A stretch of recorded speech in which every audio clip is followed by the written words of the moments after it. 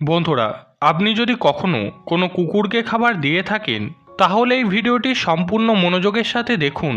সমস্ত ধর্মে, সমস্ত শাস্ত্রে কুকুরকে খাবার দেওয়ার কথা বলা হয়। বিশেষ করে হয়তো এই বিষয়টি আপনারা অনেকবার শুনেছেন যে শনিবার, অমাবস্যা ও বিশেষ বিশেষ দিনে কুকুরকে খাবার দেওয়ার কথা বলা হয়।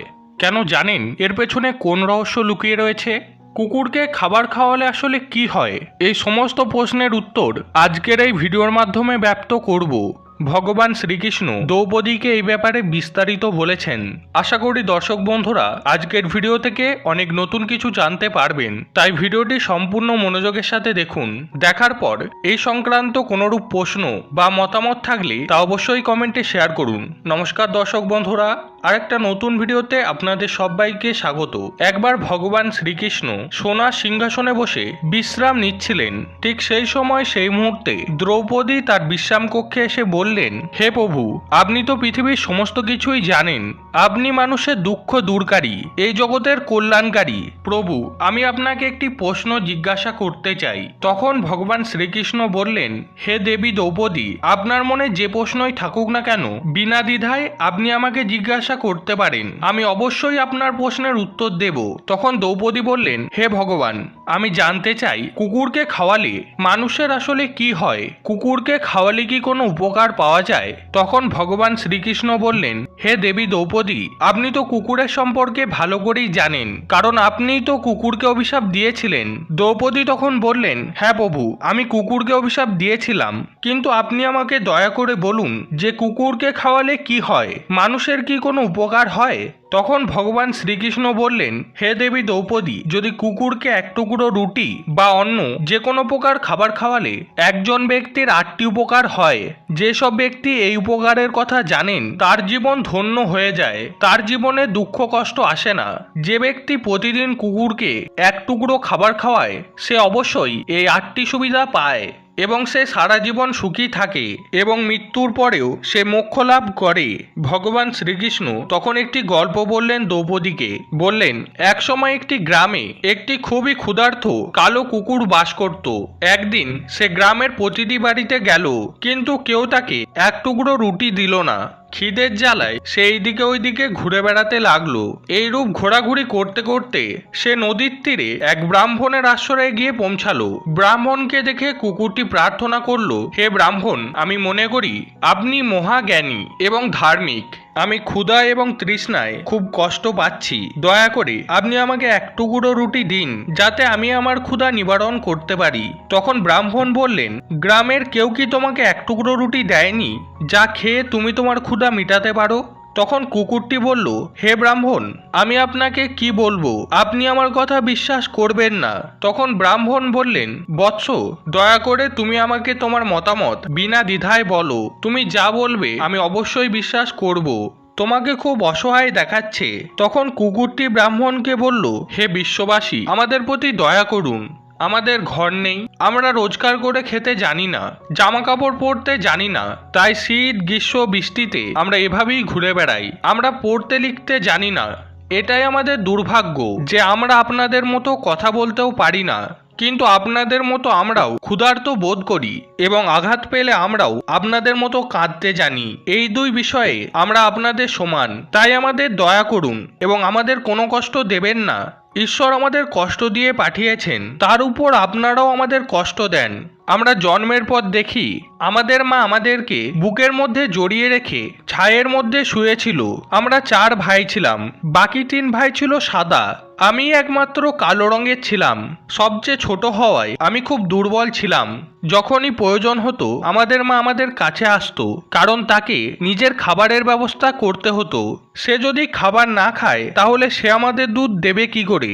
আমাদের দুঃখী মা সর্বদা আমাদের খাবারের জন্য দৌড়াতো। আমার মা গ্রাম রক্ষায় সারা রাত জেগে থাকতো, অচেনা কেউ যেন গ্রামের দিকে না আসে, তাই সে এটা করতে বাধ্য।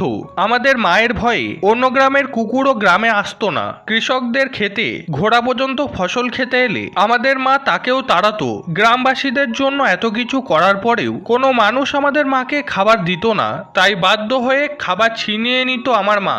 একদিন আমার মা খুব ক্ষুধার্ত ছিল, ক্ষুধায় তার পেটে আগুন জ্বলছিল। সেদিন গ্রামে এক শেঠের বাড়িতে ভোজ চলছিল এবং লুচি তৈরি হচ্ছিল। শেঠের বাড়িতে অনেক অতিথি এসেছিল। আমার মা খাবারের সন্ধানে সেখানে যায়, কিন্তু লোকে তাকে দূর দূর করে তাড়িয়ে দেয়। কেউ তার প্রতি একটু দয়া অনুভব করেনি যে এই অসহায় কুকুরটিকে এক টুকরো খাবার খেতে দিই। আমার মা শুধু দাঁড়িয়ে দাঁড়িয়ে লোকেদের খাওয়া দেখছিল। এমন সময় পরিবেশনকারী লোকটি কিছু কাজের জন্য ভিতরে গেল। আমার মা চুপি চুপি সেখান থেকে একটি লুচি নিয়ে পালিয়ে যাওয়ার চেষ্টা করে। তখন একজন চিৎকার করে আমার মাকে মারে। সেখানে থাকা লোকজন লাঠি নিয়ে মাকে ঘিরে ফেলে। মা ভয় পেয়ে যায়, কারণ সবাই লাঠি হাতে নিয়ে দাঁড়িয়ে আছে। মা সেখান থেকে বের হওয়ার চেষ্টা করছিল, কিন্তু তার আগে লোকজন তাকে লাঠি সোঁটা নিয়ে মারতে শুরু করে। আমার মা সেখান থেকে কোনো মতে পালিয়ে যেতে সক্ষম হয়। আমার মা চলে আসার পর যারা সেখানে ভোজন করছিল তারা সবাই খাবার ছেড়ে দিয়ে বলল, কুকুরের স্পর্শের কারণে খাবার নষ্ট হয়ে গিয়েছে, আমরা এই খাবার খাবো না। শেঠের বাড়ির সবাই একে অপরের সাথে আলোচনা করলো, খাবার নষ্ট হয়ে গিয়েছে, এখন কি করা যায়। বেচারা শেঠ ফুপিয়ে ফুপিয়ে কাঁদতে লাগলো, আর কেউ কেউ বলতে লাগলো, ভাই সব খাবার কিভাবে নষ্ট হয়ে গেল? কুকুর তো একটি পাত্রে মুখ দিয়েছিল। অনেক মানুষ ঘরে কুকুর পালন করে, সেই কুকুরটি তাদের ঘরে ঘুমায় এবং খায়, এতে খারাপ কিছু নেই। কিন্তু তাদের মধ্যে কেউ কেউ বড় বাড়ির লোক ছিল এবং তারা একজনকেও খেতে দেয়নি। তারা বলে, এই খাবার নষ্ট হয়ে গিয়েছে, এই খাবার আমাদের খাওয়ার উপযোগী নয়। শেষ পর্যন্ত তাদের মতামত শোনা হয় এবং সেই খাবার দরিদ্রদের মধ্যে বিতরণ করা হয়। সেই দিন আমার মা খুশিতে পেট ভরে খাবার পেয়েছিল, কিন্তু সে অনুভব করেনি যে এই সুখ তার জন্য বড় কষ্ট হয়ে দাঁড়াবে।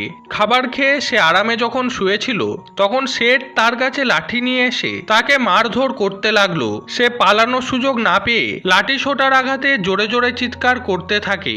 মায়ের চিৎকার শুনে পাথরও গলে যেত, কিন্তু সেই শেঠের হৃদয়ে কোনো দয়া হলো না এবং সে তাকে প্রচন্ডভাবে প্রহার করতে লাগলো। মায়ের যন্ত্রণা আর্তনাদ গোটা গ্রামে শোনা গেল, কিন্তু কেউই এগিয়ে এলো না তাকে বাঁচাতে। অবশেষে সেই শেঠের লাঠির আঘাতে আমার মা মারা গেল। ক্ষুধার কারণে মানুষের বুদ্ধিও নষ্ট হয়ে যায়, আর আমরা তো পশু।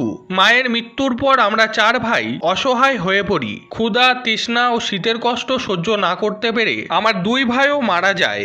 আমরা 2 ভাই কোনো মতে বেঁচে যাই। আমরা বুঝলাম মানুষ কতটা স্বার্থপর। আমরা যতই তাদের সেবা করি না কেন, তারা আমাদের কষ্ট বোঝে না।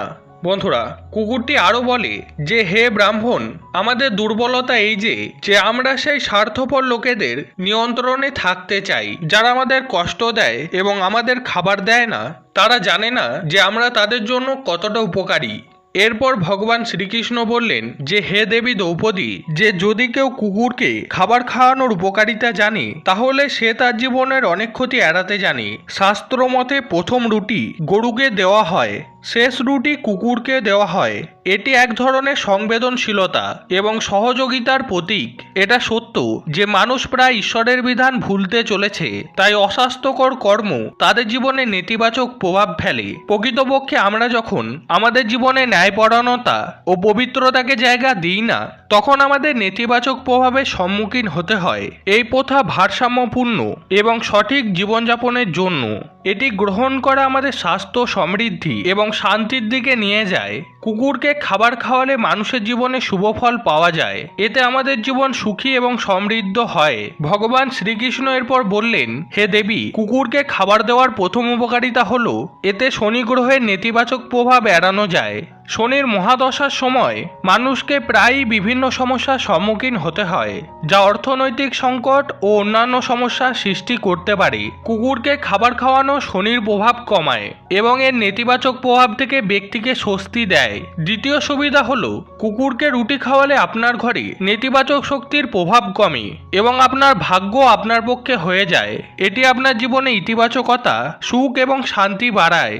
তৃতীয় উপকারটি হলো, কুকুরকে রুটি খাওয়ালে আপনি জীবনে দেবী লক্ষ্মীর আশীর্বাদ পান এবং আপনার জীবনে সমৃদ্ধি এবং সম্পদ বৃদ্ধি পায় এবং আপনার জীবনে আর্থিক দিক শক্তিশালী করে।